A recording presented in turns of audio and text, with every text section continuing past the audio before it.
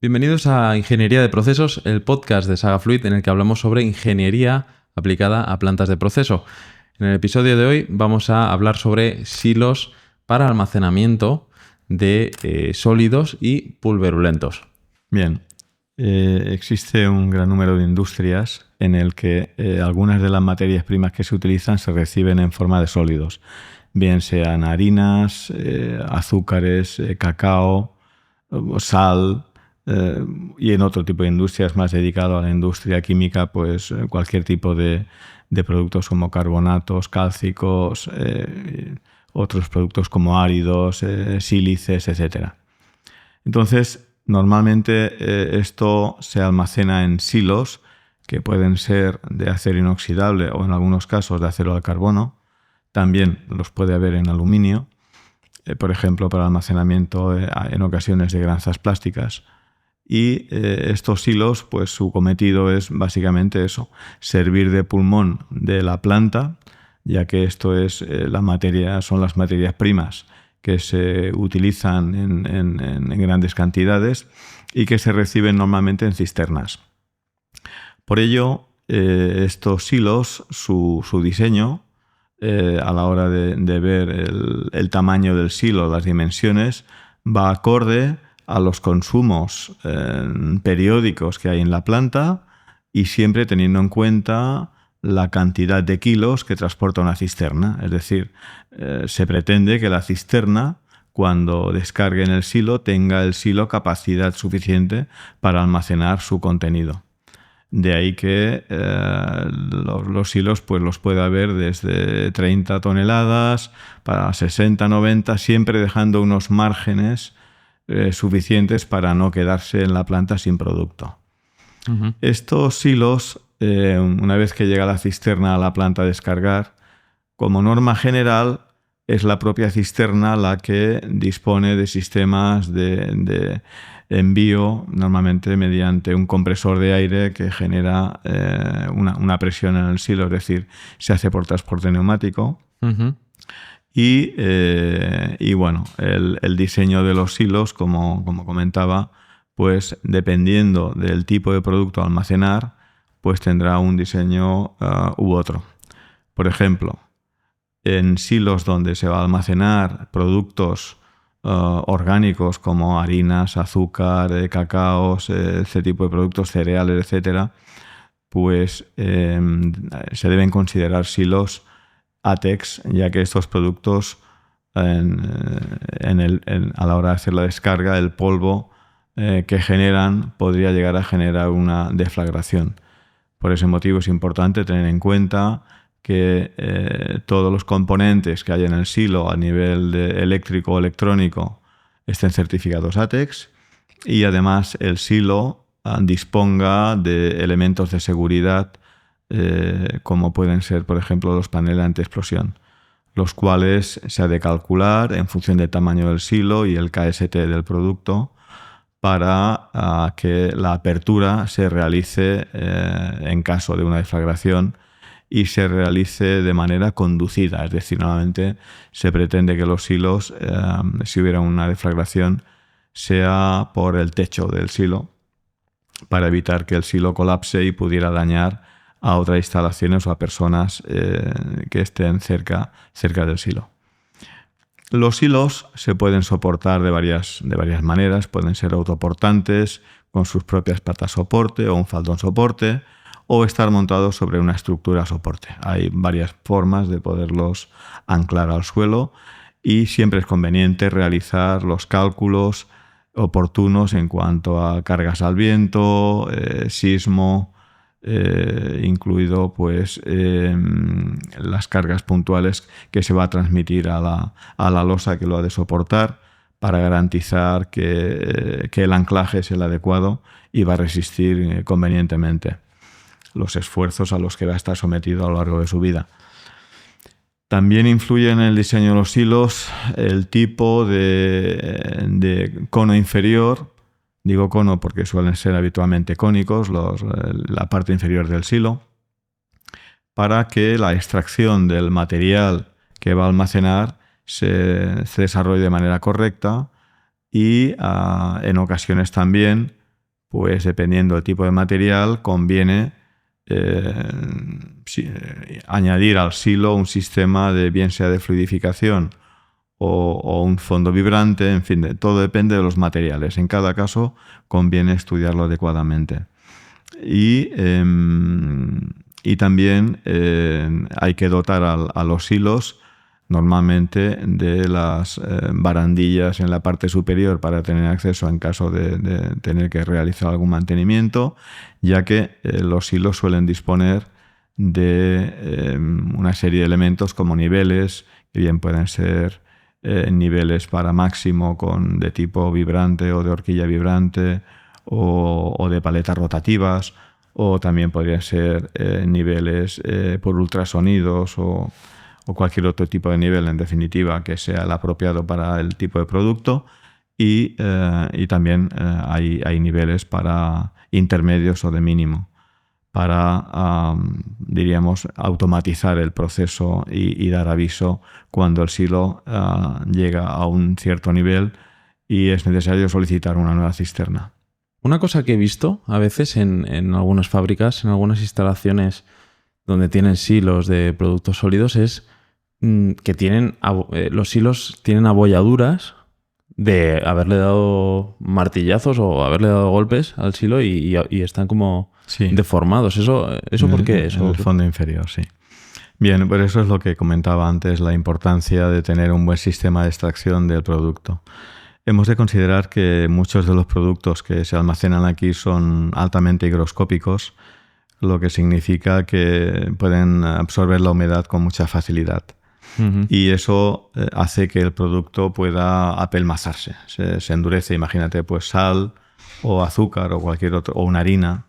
Son productos que si no se tiene especial cuidado con la posibilidad de que pueda llegar a estar húmedo interiormente, pues genera este problema. Uh-huh. Y además se tiene que tener en cuenta que no sería la primera vez que un silo colapsa debido a que el producto que está en el interior se apelmaza, genera una bóveda y luego, como no cae producto y lo están esperando en el punto de producción, en consumo, pues va al operario de turno, se lleva una maza de madera o de teflón o de lo que quieran, una maza, y empieza a darle golpes al fondo confiando en que esto va a hacer que caiga. Uh-huh. Dependiendo de la altura de caída que tenga, esa altura de caída, cuando el producto cae de golpe, genera un vacío en la zona superior del silo, uh-huh, que es incapaz de asumir la válvula de seguridad que permite la entrada de aire, y el silo se genera vacío y se puede colapsar, se puede plegar.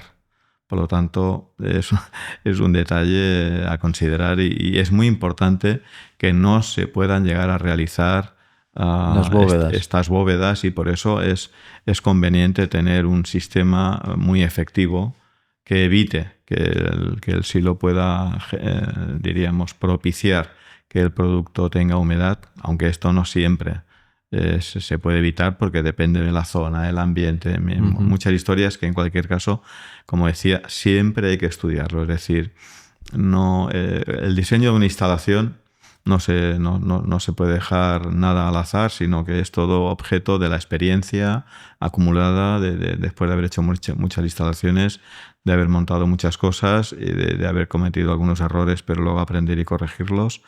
Y en definitiva, pues la experiencia es la que uh-huh, nos otorga la tranquilidad de conocer bien lo que estamos haciendo. Bueno, siempre el cliente siempre nos manda muestras por eso, ¿no? Muestras del producto. Sí, por eso, porque hay que estudiar qué tipo de producto es por eso, ¿no? Claro, sí, hay que estudiar muy bien el producto y su comportamiento.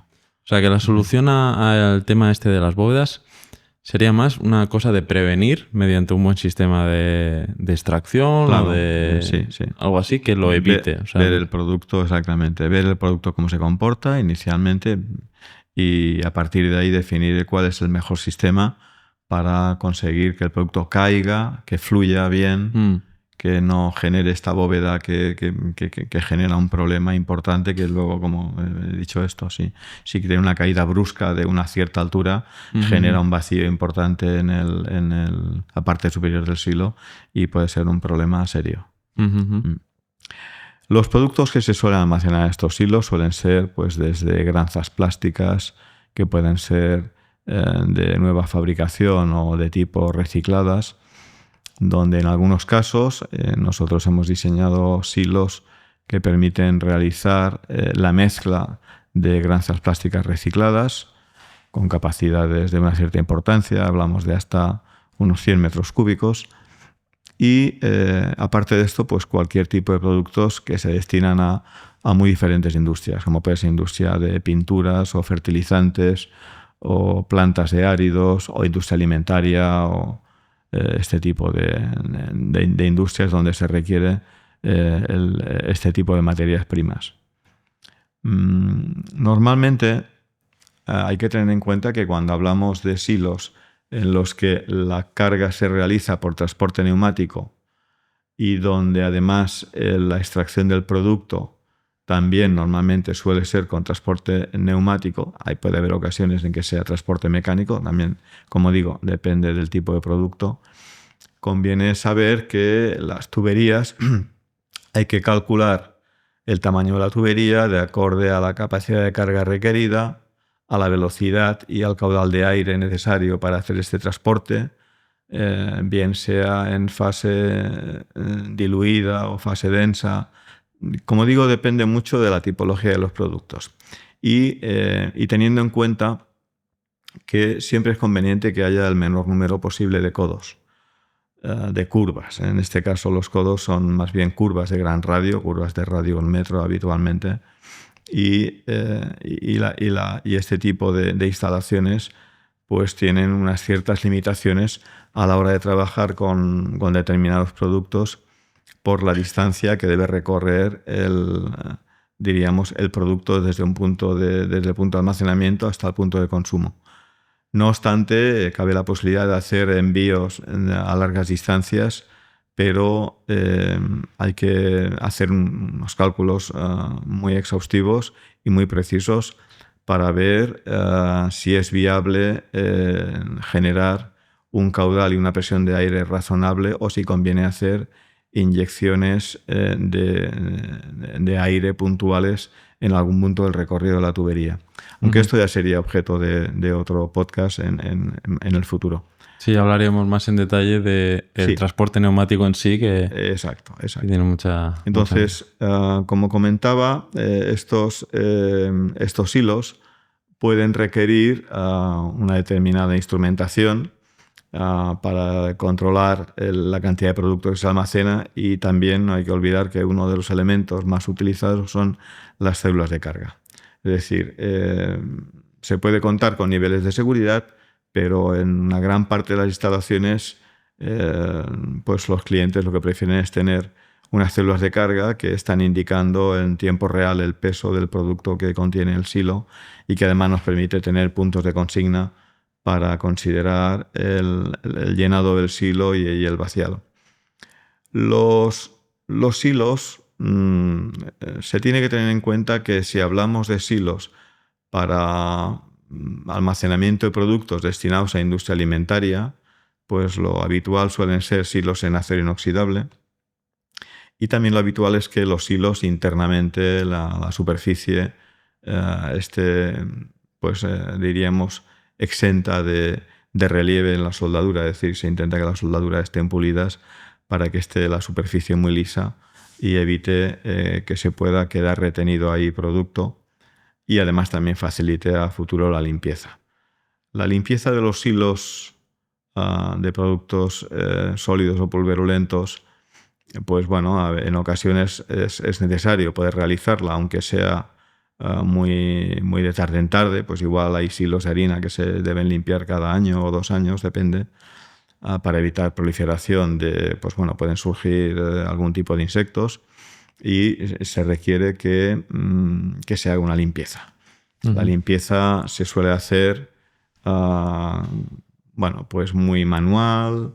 En ocasiones hay gente que se descuelga mediante, por la boca de hombre superior, se descuelga con una grúa que lo puede introducir, y pues son silos de grandes dimensiones, y que va equipado con una lanza, con una Karcher, y va limpiando el silo adecuadamente con un chorro de agua a presión, y luego pues lo que conviene es dejar que el silo seque muy bien durante unos días para que quede exento de cualquier tipo de humedad y ya se pueda volver a proceder a llenar de nuevo. Estos silos, sobre todo cuando hablamos de silos que llevan productos que generan polvo, no tanto en el tema de ganancias plásticas, pero en el resto de productos, sobre todo orgánicos, pues conviene que lleven un filtro de mangas, ya que el silo debe desalojar el aire que él es introducido a una pequeña presión, que es el transporte neumático, y debe ser capaz de poder desalojar ese aire. Claro, este aire, si no tuviésemos ningún filtro, pues cuando sale a la atmósfera por el venteo, arrastraría las partículas de polvo del propio producto, con lo cual esto generaría emisiones contaminantes y, por lo tanto, para evitarlo, la única manera es disponer de un filtro de mangas en la zona superior que tiene su propio ventilador y que cada vez que se llena el silo, pues se pone en marcha y se procede a evacuar ese aire, evitando que pueda haber esta salida de polvo al exterior. Estos filtros de mangas, evidentemente, si los productos son orgánicos, como decía antes, deben ser ATEX también, mangas antiestáticas, etc. Y bueno, son autolimpiables, normalmente son filtros autolimpiables que permiten realizar un barrido, un soplado con aire comprimido de las mangas para que queden limpias. Esto lo hacen de manera periódica, tiene una cierta automatización. Y bueno, pues es una manera de, si fuera necesario, en una agrupación de silos, pues podría haber un único filtro de un cierto tamaño, ya que no se llenarían todos los silos a la vez y este filtro podría estar conectado a más de un silo. Y cada vez que se carga el silo se pone en marcha el filtro y este filtro pues sería un filtro común para 2 o 3 o 4 silos, depende de la instalación. En cualquier caso, como digo, siempre hay que proceder al estudio más conveniente. Un tema a considerar también es a la hora de la extracción del producto en los silos, en los que, como comentaba anteriormente, la inclinación del fondo pues influye muchísimo para facilitar el vaciado del producto, y donde se puede requerir pues que haya silos, como comentaba, con sistemas de fluidificación o sistemas de bin activator, o sea, un fondo vibrante, pues en algunos casos, dependiendo, como decía, de la tipología del producto, se puede realizar la extracción del producto mediante válvulas rotativas y hacer un sistema de envío mediante transporte neumático a través de esta válvula al punto de destino. En el caso de que fuesen pues, productos que requieran ATEX, pues evidentemente hay que considerar siempre, como decía, todos los componentes ATEX, y en el caso de otro tipo de productos que no lo requieran, pues una válvula rotativa estándar permite la dosificación de este producto de una manera constante, y además donde se puede regular la velocidad de giro de la válvula para aumentar o disminuir y regular mejor la dosificación. Sobre el tema de la extracción del producto, además de por impulsión mediante un sistema con una soplante que nos genera el envío del producto con transporte neumático hacia el punto de destino, también podría hacerse por aspiración, es decir, generando vacío desde el punto de consumo y generando vacío en la tubería que conecta con el silo, de manera que habría esas alternativas. Muy bien, pues hasta aquí el episodio número 14. Esperamos que os haya parecido interesante. Recordad, dejadnos vuestra valoración de 5 estrellas en Apple Podcasts, en Spotify, allí donde lo estéis escuchando. Recordad que os podéis suscribir también a YouTube, donde subimos nuestros episodios. Y nada más, eso es todo. Nos vemos.